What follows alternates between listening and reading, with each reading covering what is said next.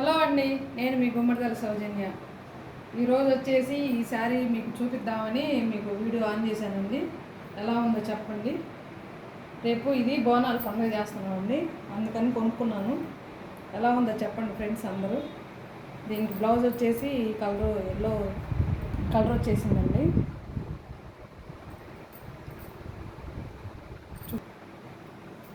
బ్లౌజులు నేనే కుట్టుకుంటానండి, ఎందుకంటే నేను టైలరింగ్ చేస్తాను కాబట్టి.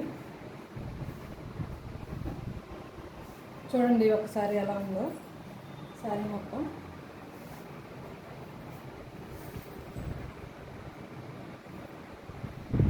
నచ్చితే లైక్ చేయండి ఫ్రెండ్స్.